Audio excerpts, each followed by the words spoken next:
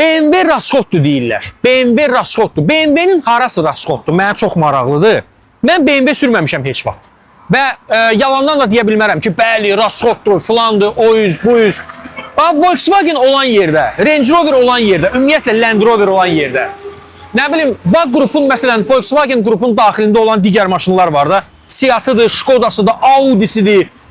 Bu günləri bu maşınlar daha çox raskotdur, nəinki BMW. Amma bu markanın adı çıxıb.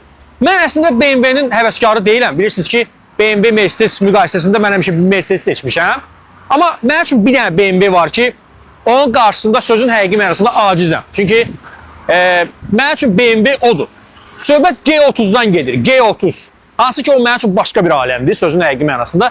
Amma mən çox maraqlıdır ki, bu BMW sürənlərdən soruşmaq istəyirəm ki, qardaş, bu BMW xərcdir, xərc tələb edir, raskotdur.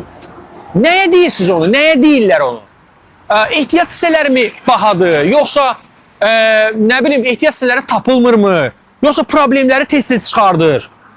Yəni, çox maraqlıdır mənə ki, amma səmimi olun da, nə var ki burada, yəni maşın da dəmirdir, bu günləri satacaqsınız bunu, başqa bir maşın alacaqsınız. Ola bilər ki, başqa bir BMW alacaqsınız, nə bilim, başqa bir marka alacaqsınız. Yəni, olan şeyləri yazın, məsələn.